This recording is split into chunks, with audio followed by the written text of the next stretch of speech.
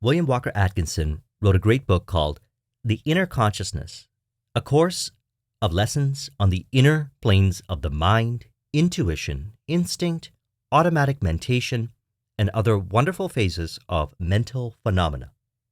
Today I'd like to discuss a chapter titled Intuition and Beyond. So I absolutely love reading books or having conversations about intuition. One of my favorite topics, actually, as I've seen with many that I've worked with. They realize their visions by holding some, or if not a lot, of what others may consider irrational or even delusional ideas. They found these ideas inside, and they did not learn them from anyone else. These ideas came from their intuition, and because they listened to themselves and trusted themselves, these beliefs played out not only as what they wanted, but also in a way that they wanted it to play out. In other words, they released the control to inharmonious beliefs and allowed themselves to receive the harmonious insights from within and operate from them on the journey to realizing their visions. You see, the answers are already there. We allow them to show up by relaxing, or we could say releasing, the psychological grip of inharmonious beliefs. Everything in this world we see outside was first imagined anyways, down to the last vivid detail, from invention to artistic expression, and also the way the invention or art was expressed. This is a world made up of beliefs, playing out as theater, whether we are aware of these beliefs or not. We are, in essence, formless awareness, and we have been given the power by grace, as stated in the Hermetica, mind and speech, which, with these two gifts, we give form, or we could say mold or shape each moment on the journey to realizing our visions. And we all receive these distinct ideas from the same source, the source of it all. And the only way that it could not seem that way is if one does not believe it to be true. As mentioned, this is a world made up of beliefs, and it might not appear to them that way because reality works for them the way they believe it does. My grandmother used to tell me about intuition when I was a kid. I remember she would say different things to me than she would say to others. I personally believe because I would see them arguing with her, and I don't think she wanted to deal with that. And I would listen to what she was saying because it felt true. And here we are now talking openly about it on YouTube. I mentioned this, I think, before. My grandmother and I could even speak telepathically to each other. And I remember her saying it would always be that way for eternity. So by accepting the idea that the answers are found within, you'll find it via your intuition. And if one likes the experience of finding it outside, that's fine. Maybe they like to experience it that way. Nevertheless, it's first found inside before it is reflected outside. You'll even see this as a mark of great leaders and teachers. They'll reflect, or we could say, shine the light back to ourselves for the answers, rather than telling us what to do. And observe as others do this as well. We all do it. They might not know it's intuition, or they might call it something else, or they may describe it in another way. Nevertheless, we all do it, and to what degree is the question? Are we listening to the voice of our ideal, or are we identifying with unhelpful beliefs or mental chatter? And I recommend studying others. Track their distinct intuitive ideas to their results. Results don't lie. It's amazing how we can learn from others by mere, or we could say pure observation, without identification to past limiting beliefs that stifle our own learning. And I like that word, outlier. Outliers are those that achieve results in a way that one could consider magical or beyond belief, the ones that we learn in school, books, internet, or from friends, family, philosophy, etc. While they may be helpful, they may not always be, which is fine because one person's limiting belief, we could say, could be another person's empowering belief, vice versa. Each person decides for themselves what they want to believe as true, and they will see the effects and adjust, if appropriate, accordingly. And so it was very clear to me upon observation that these outlier beliefs, although not widely accepted nor encouraged, were producing outlier results in their life, which they discovered by intuition. As Steve Jobs said, have the courage to follow your heart and intuition. They somehow already know what you truly want to become. Everything else is secondary. Now, this is sound advice for the entrepreneur or creative who brings art, invention, and innovation not currently known from the unknown, or we could say infinite, and make it known to others. So in summary thus far, I believe that in matters of the heart, it is important to listen to ourselves beyond this world, which is made up of past beliefs anyway. See, a person could allow themselves to perpetuate operating from the beliefs that they know, that they can feel intuitively are not helpful for how they want to live. Or they can believe reality to work in a way that is ideal in relation to their vision, revealed by intuition. It's their choice. And as they discovered these ideas within, they could write down those intuitive insights and turn them into autosuggestions and repeat them to themselves till they fully accept their own suggestions. And then reality plays out the way they say it does. Remember, you are formless awareness and you give form through your imagination, the two gifts, mind and speech. With what you believe is true, your subconscious mind takes that and externalizes it as reality. This is what I've been doing since 2004 when I read Think and Grow Rich. And you and I are no different. You already know what you want, and you already know how to get there. Listen to yourself and trust yourself. I like how James Allen said it in his book, The Heavenly Life. He said, say to yourself, I will live in my ideal now. I will be my ideal now. And all that tempts me away from my ideal, I will not listen to. I will listen only to the voice of my ideal. So whenever a person speaks or communicates in any shape or form, they share their beliefs. I'm doing it right now. And you don't have to believe what I'm saying. These are my beliefs. They're communicating beliefs whether they are aware of it or not. And you're aware. As you read between the lines, you'll see how they believe reality to work, and you don't need to accept as true everything they say. This is what I'm doing right now, as mentioned. This is what is happening with anyone you communicate with. You have all the power to listen to yourself and think for yourself in any situation from your intuition. You already know what is in harmony with your vision via intuition. So with the power of intuition, and we all have it, we listen to ourselves and trust ourselves beyond conjecture and past belief, which this world is made up of anyways. And some still can be helpful, perhaps, and some not so much. I mean, look around, you'll see it. So many beliefs and belief systems and ideologies. Some might be helpful in part or in combination, and some not so much. Apply what works and put aside the rest in relation to your vision.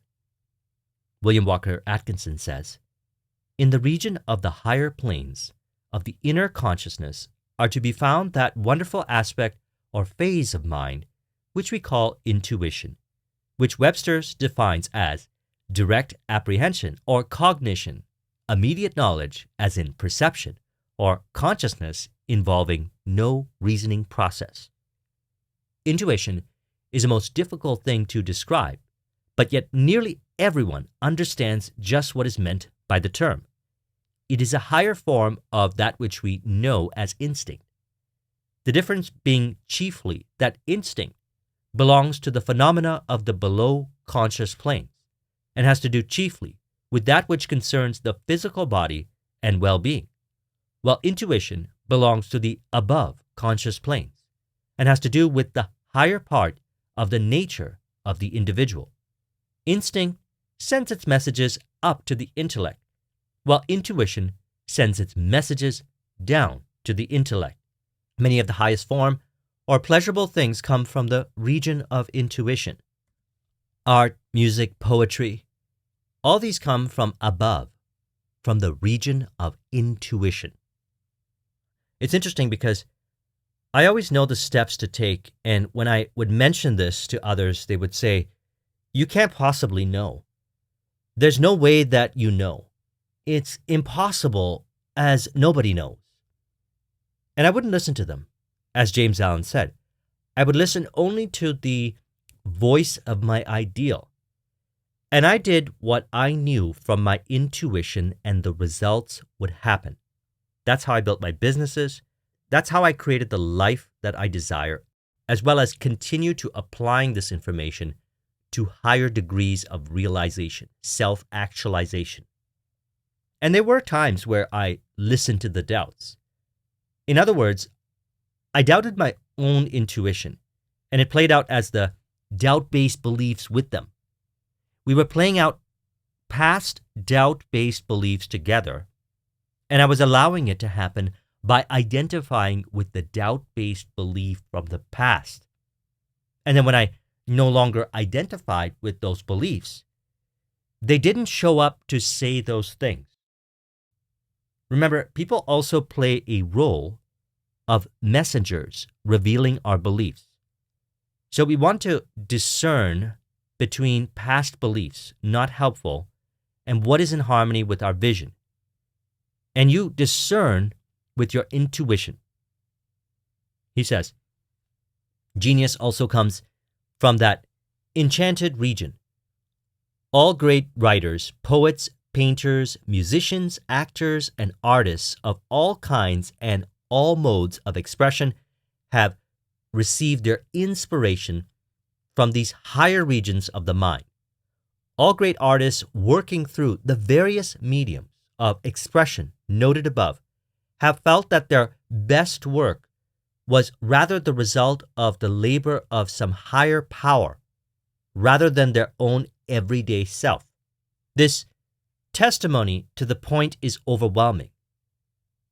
And strange to say, the work that impresses itself most strongly upon the public is just this kind of work which is left upon the mind of the worker. The impression that it came from above was a result of inspiration. The Greeks, recognizing the wonderful phenomena emanating from this part of the mind, called it the work of the spirit, which, friendly to the artists, would attach itself to them and inspire their work. So, if you want to live creatively, which means living the life that you want, and also experiencing unlimited creativity in your hobbies, relationships, art, career, business, whatever, you want to practice listening to yourself and trusting yourself more so. There's infinite creativity within you, which intuition reveals. So I would advise actually making a study of yourself.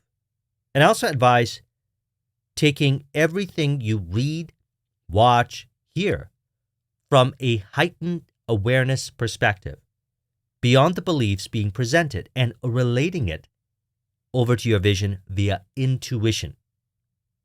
Intuition is always there to guide you to realizing your visions. We do this by observing without reacting, and then the intuitive insight is revealed. Practice this wherever you go. Observe without reacting. Some refer to this as living from the position of the observer. I've heard it said many different ways, people saying the same thing in many different ways. I say sometimes, observe without reacting. Observe without judgment. It gets easier with practice. I recommend my 7-day mental diet video that I made this year. It helps cultivate the ability to release identification to thoughts not in harmony with your vision. Emmett Fox mentions the following in the 7-day mental diet. He says, "It is the thoughts you allow yourself to think, the subjects that you allow your mind to dwell upon, which make you and your surroundings what they are." So if undesirable thoughts show up in mind for whatever the reason may be, you have a choice whether you want to identify with them or not. If they are not in harmony with your vision, you can let them pass. What we're interested in here is entertaining the ideas in relation to our vision received through intuition. And as mentioned, synchronicities through others can also happen to reflect your intuition.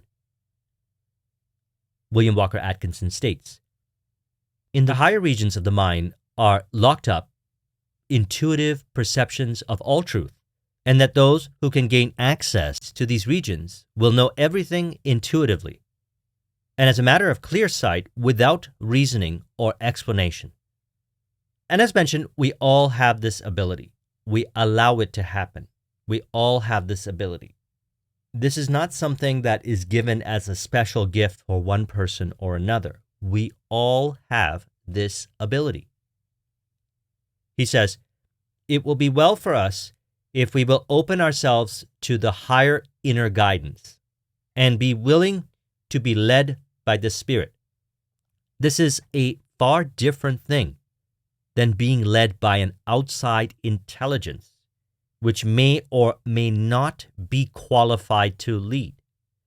But the Spirit within each of us has our interests at heart and is desirous for our own best good, and is not only ready, but willing to take us by the hand and lead us on. The higher self is doing the best it can for our development and welfare, but is hampered by its confining sheaths.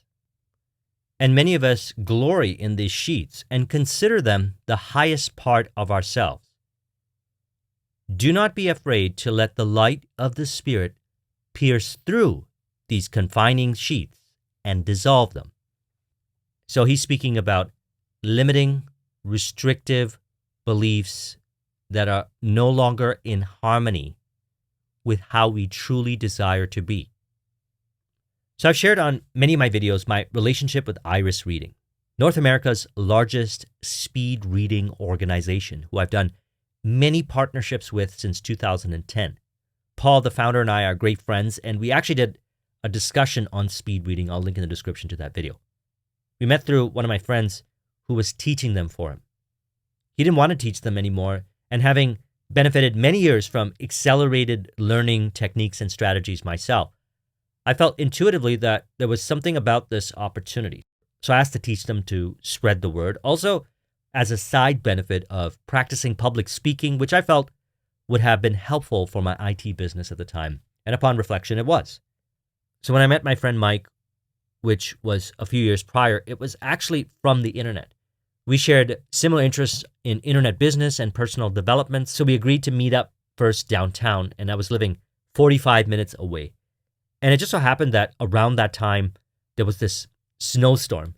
And on my way there, my car slid, and it felt like something took control of the steering wheel. The unseen hand, as William Walker Atkinson once referred to it, and directed my car between a very tiny gap. And it was an older car from the 1990s, and there wasn't any autopilot like in a Tesla. And I slid between the car and the side of the road, and there was a few hairs gap between a collision. And I even saw the driver of the car looking right at me as I slid by. So I managed to make it there and meet him. And perhaps if I didn't that day, we would have never met because he was visiting from the UK. Now, in another one of his books called Nuggets of New Thought, William Walker Atkinson refers to this phenomena as the unseen hand. Let's explore some of my notes here from the chapter. He says, "The consciousness of the hand when it was first felt, always there. Now, as the hand of a father, now that of a mother, a lover, a brother, always guiding, always leading, a mystery. Someday, we will know the owner of the hand. I felt the unseen hand having guided by it.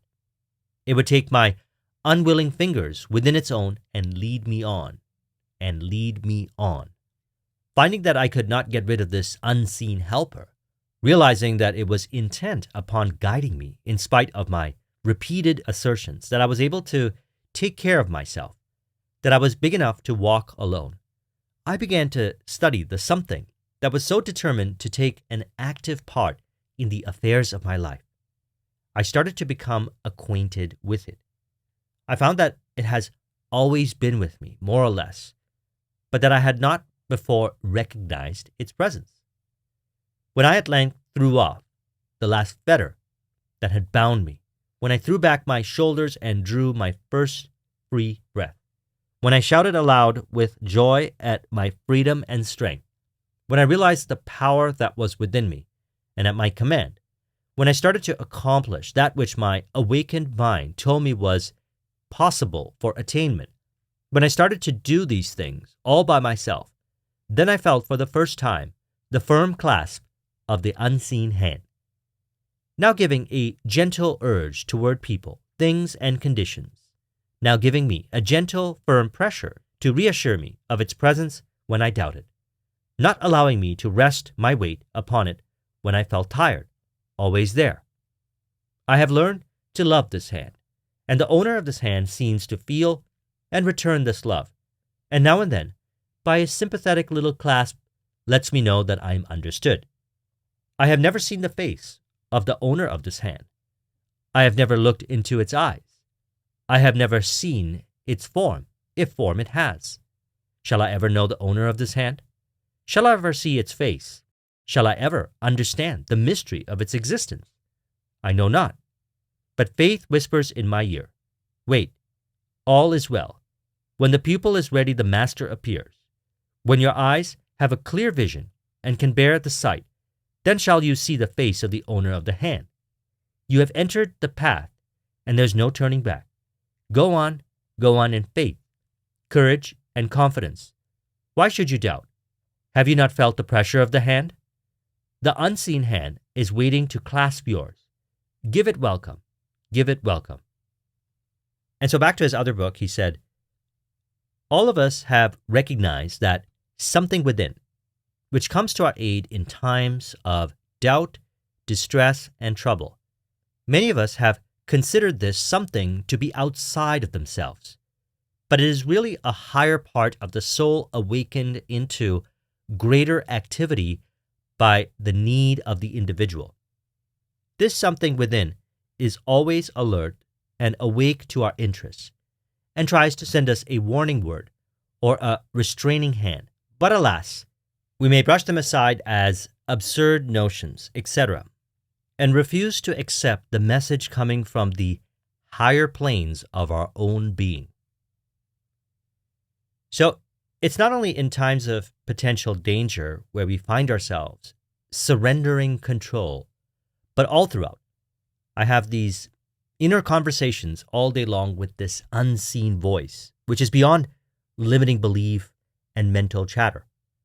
Whenever I commit to a vision, I find intuition reveals everything to do or not do to realize my vision through this unseen voice. And each of us have it. We may experience it as an unseen voice or some form of intuition. Nevertheless, you already know what you want, and you already know how to get there. He says, not only in times of danger does this something within us send us its messages, it tries to help us even in the little affairs of everyday life. Did you never feel an earnest desire for some information of a certain kind, and after failing to find it, later be led to some bookshelf in a store or in a public library, and picking up a book at random, find either the information you wish or else a reference to some other book containing the information? Many have had these experiences, perhaps you are one of the number. Have you never had the experience of being led to a person or place in order to gain certain information or advantages? Have you never been led apparently in the opposite direction from where you thought a desired something might be found, only to find it later in that opposite direction was the thing that you desired? Have you never been conscious of the little mental nudges in this direction, or the little restraining pullback drawing you away from certain things, afterwards to find that the suggestion of the something within had actually been right, whether you followed it or not? These things are the manifestations of that something, which is the higher part of ourselves, always striving and trying to guide us aright.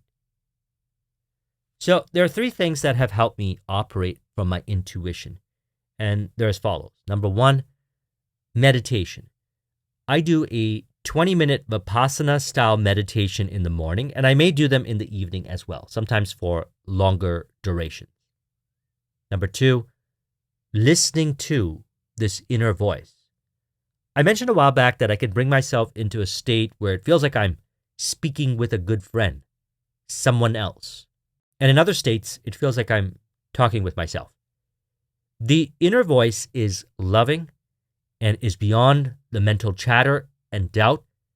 And I found that it actually clears up my doubts and gives me clear, vivid insights that always work out. Third is identifying past beliefs no longer true, which I find creates this overthinking mental chatter. These beliefs no longer true, and releasing them via autosuggestion or self-talk. I recommend The Power of Your Subconscious Mind by Joseph Murphy, or the video that I did a while back on conversational belief change, which I'll link in the description to it. He says, "Let the light within you send its rays into your outer consciousness, that it may illumine and make plain the way that your feet must tread, and step out boldly upon the place illumined for your footsteps without fear and with confidence. If you understand these things clearly, you will know what good old Newman meant when he wrote the beautiful lines. Lead, kindly light, amid the encircling gloom. Lead thou me on. The night is dark, and I am far from home. Lead thou me on. Keep thou my feet. I do not ask to see the distant scene. One step enough for me. Lead thou me on." So I trust you found this video to be helpful. Let's go ahead and conclude this with an auto-suggestion to further encourage.